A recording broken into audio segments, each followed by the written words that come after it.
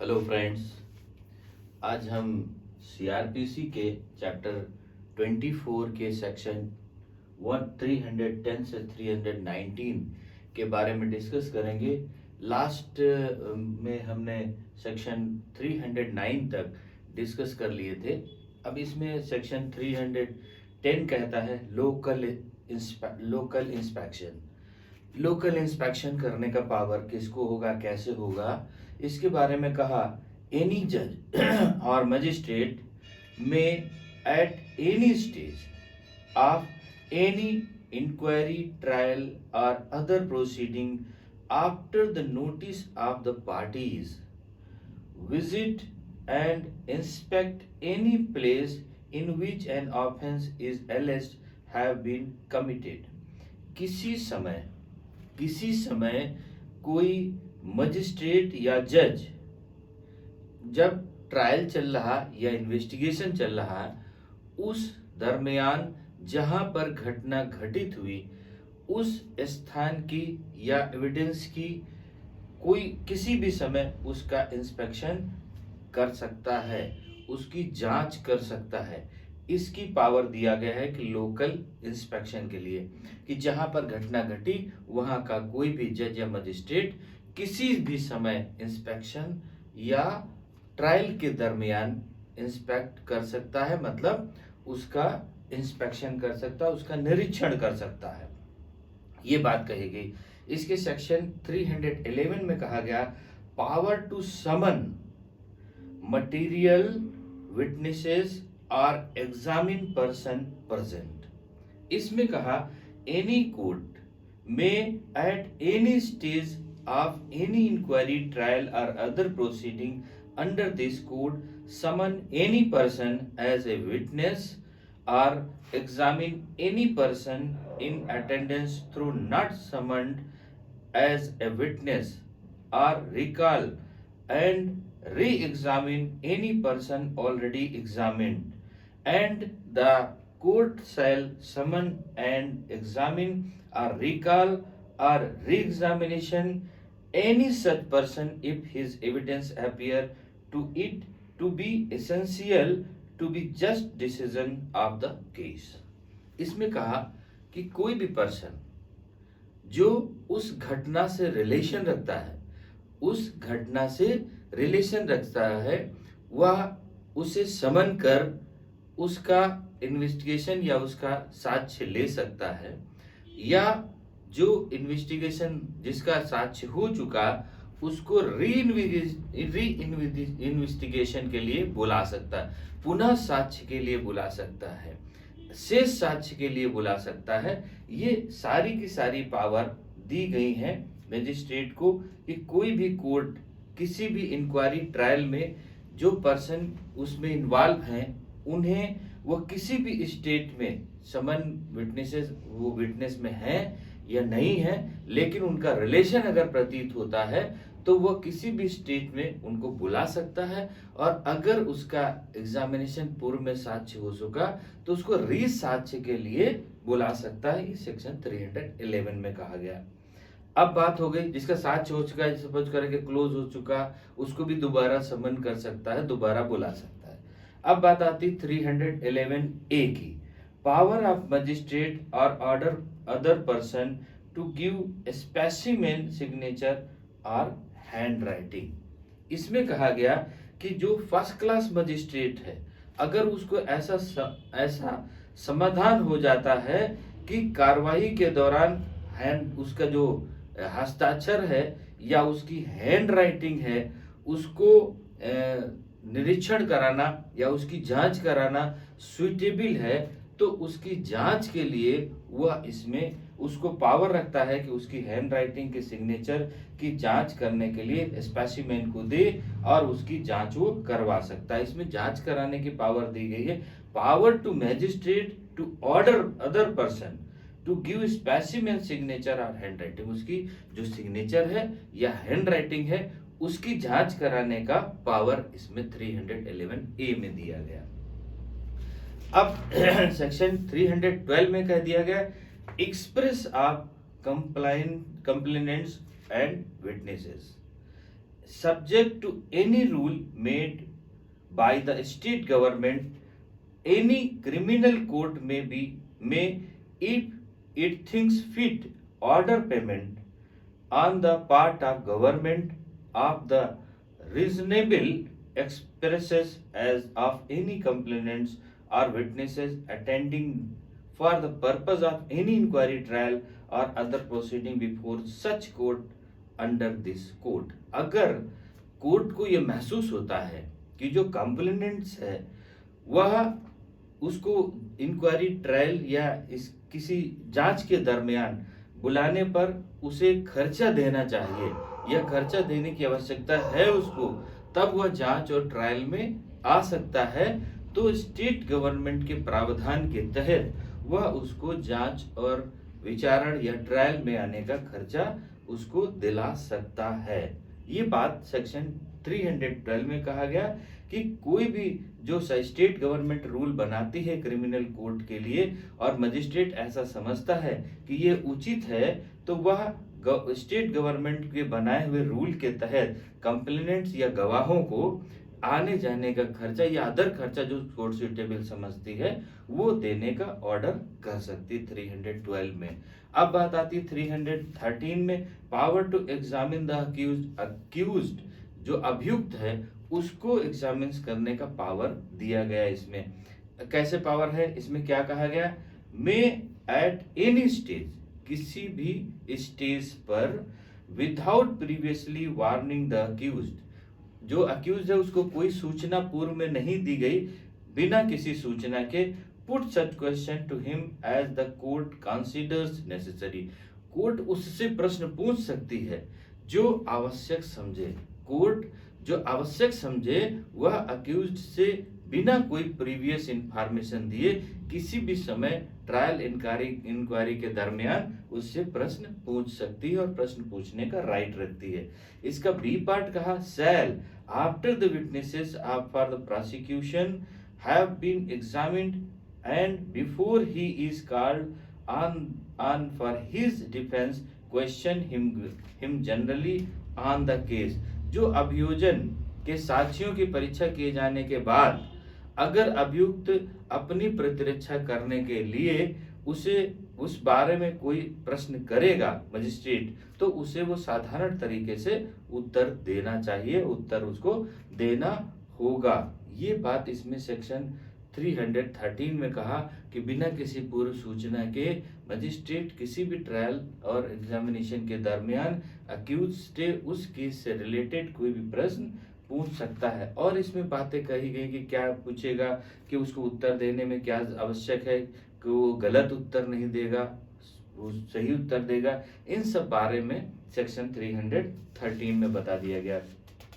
अब सेक्शन 314 कहता है oral argument and memorandum of argument, जो ओरल आर्गुमेंट है वो और जो मेमोरेंडम है उसे देने का पावर है। मेमोरेंडम देगा तो वो अदर पार्टी को उसका कॉपी देना पड़ेगा। After the close of his evidence, अगर जब उसका साक्ष्य समाप्त हो गया है, एड्रेस कॉन्साइज ओरल आर्ग्यूमेंट, तो वह उसके बारे में संक्षिप्त जो है आर्ग्यूमेंट कर सकता है। And may before he concludes the oral argument, if any, submit a memorandum to the court setting forth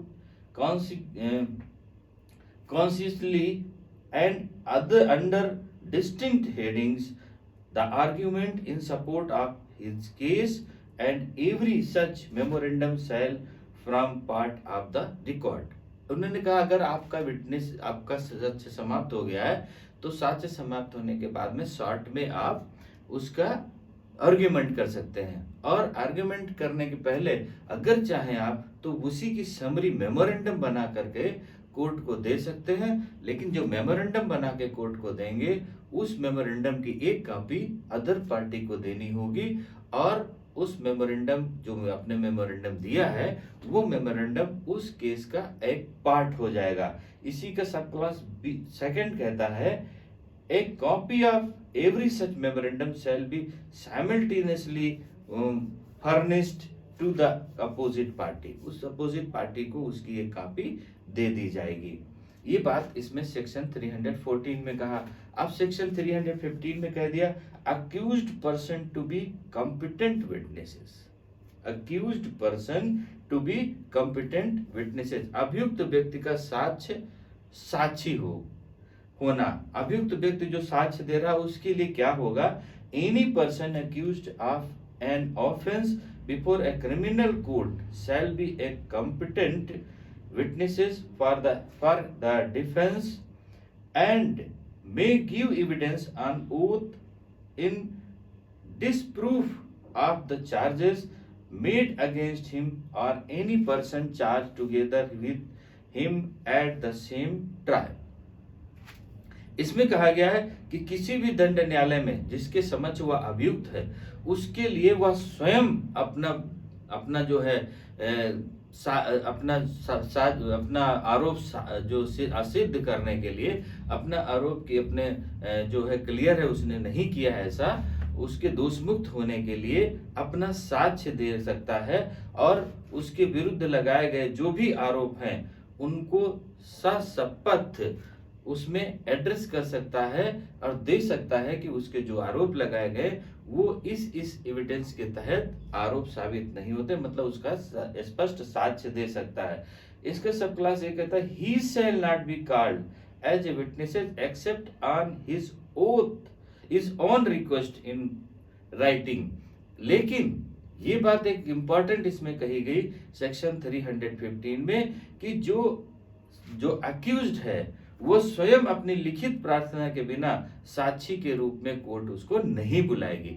जब तक अक्यूज्ड लिखित में कोर्ट को नहीं देगा कि यस मुझे साक्ष्य देना है या मुझे और साक्ष्य इसमें प्रस्तुत करना है इसके सफाई में, तब तक कोर्ट उसको अपनी तरफ से नहीं बुलाएगी कि नहीं आप आइए, आप एफिडेविट दीजिए या आप साक्ष्य दीजिए या अपने सफाई में अपने विटनेस पेश करिए। क्या करना पड़ेगा, अक्यूज्ड को लिखित में देना पड़ेगा और उसको कि विद एफिडेविट कि उसको साक्ष्य देना है या उसको अपने सफाई में इतनी इतनी चीजें प्रस्तुत करनी है।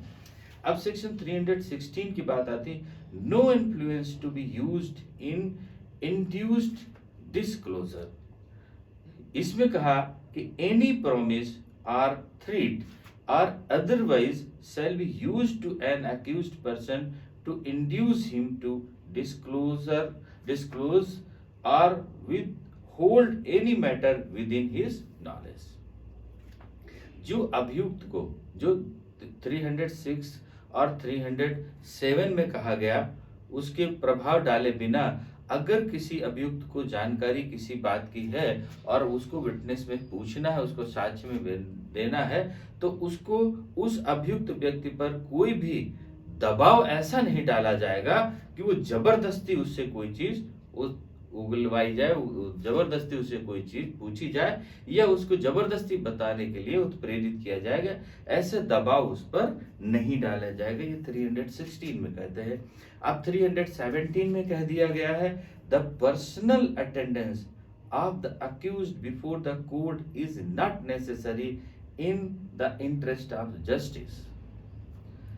उसकी व्यक्तिगत उपस्थिति निर्णय के लिए जरूरी नहीं है और that accused persistently disturbed the proceeding in court। अगर कोई ऐसा अभियुक्त है जो कोर्ट की कार्रवाई में दखल दे देता है, इंटरफेयर करता है, the judge or magistrate may, if the accused is represented by the pleader, और अगर वो अपने अधिवक्ता के द्वारा प्लीडर के द्वारा उपस्थित होता है, dispense with his attendance and proceed with such inquiry or trial in his absence and may at any subsequent stage of the proceeding direct the personal attendance of such accused।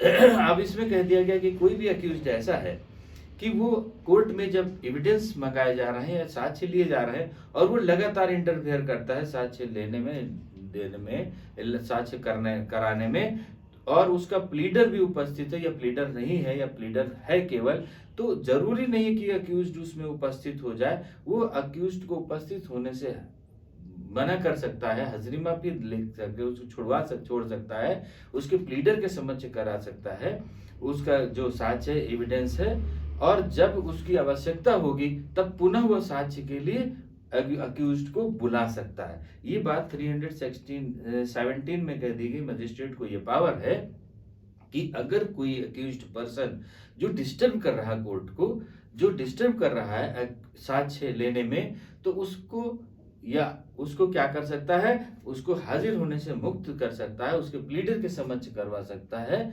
ऐसा witness या गवाह, और उसके बाद में जब आवश्यकता होगी तब पुनः उसको बुला सकता है। ये बात 317 में कह दी गई। अब सेक्शन 318 में कहा गया, procedure where accused does not understand proceeding. ऐसी कोई कोर्ट में प्रोसीडिंग है कि प्रोसीडिंग को वो जो अक्यूज्ड है वो समझ नहीं पाता, प्रोसीडिंग जो चल रही है उस प्रोसीडिंग को अक्यूज्ड समझ नहीं पा रहा है, तब क्या होगा, तब इन्होंने कहा कि उस अक्यूज्ड को जिसको समझ में नहीं आ रहा है उसका प्रोसीडिंग, उसको लिख करके हाई कोर्ट को, ऑनरेबल हाई कोर्ट को समक्ष प्रस्तुत कर देगा। हाई कोर्ट जो ऑर्डर करेगा उस ऑर्डर के तहत ही उस पर वो फर्दर आगे की कार्रवाई करेगा। अगर इन्होंने कहा कि अभियुक्त जो विकृत चित्र न होने पर भी ऐसी कार्रवाई को समझ नहीं पा रहा है, तो जो जांच और विचारण है उसमें दोष सिद्ध या दोष मुक्ति की कार्रवाई के लिए जो दोष सिद्ध अगर ऐसा हो रहा है कि वह व्यक्ति वो समझ नहीं पा रहा, समझ नहीं पाने के कारण वो जो दोष सिद्ध हो जाएगा, तो ऐसे के लिए उसकी समुचित कार्रवाई ऑनरेबल हाई कोर्ट को वो लिख करके दे देगा। हाई कोर्ट उस पर जो ऑर्डर पास करेगा उस ऑर्डर के तहत ही मजिस्ट्रेट उस पर कार्रवाई करेगा। ये सेक्शन 318 में कह दिया गया। अब सेक्शन 319 में कहा, power to proceed against other person appearing to be guilty on offence. अपराध का दोषी प्रतीत होने वाले अन्य व्यक्तियों के विरुद्ध कार्रवाई करने की शक्ति कोर्ट को है। क्या है कि कोई भी अपराधी ऐसा है कि जो उसमें शामिल है लेकिन एफआईआर में नाम नहीं दिया गया या उसको उस समय नाम नहीं दिया गया जिस समय प्रोसीडिंग स्टार्ट हो गई, छूट गया, तो अगर उसके विटनेसेस में उसका नाम आ जाता है, बाद में साक्ष्य में नाम आ जाता है, या बाद में कहीं से पता चल जाता है कि यह अभियुक्त उसमें इन्वॉल्व था, तो 319 में कोर्ट उसको तलब करने का पावर रखती है जो व्यक्ति उस घटना में शामिल हुआ है। इसमें कहा, where in the course of any inquiry into or trial of an offense it appears from the evidence that any person not being the accused has committed any offense for which such a person could be tried together with the accused, the court may proceed against such person for the offense which he appears to have committed। इन्होंने कहा कि अगर साक्ष्य लेने के दरमियान वो व्यक्ति का नाम आ जाता है और पता चल जाता है कि ये व्यक्ति भी इन्वॉल्व है, तो उसका वो उसी ट्रायल के साथ में नाम इन्वॉल्व करके उसको समन करके उसका ट्रायल कर सकता है। 319 में को अक्यूज मतलब उसके साथ में कोई अक्यूज का नाम आया, बाद में उसको भी तलब कर सकता है। तो अभी इसमें से प्रोसीडिंग के तहत सेक्शन 310 से 319 तक चैप्टर 24 के क्लियर हो गए होंगे। अब 320 से अभी इसमें और कुछ सेक्शंस बाकी हैं, जो सेक्शंस जो इसी प्रोसीडिंग में क्या क्या है, तो सेक्शन 320 से हम नेक्स्ट पार्ट में डिस्कस करेंगे। ओके, थैंक यू, जय हिंद।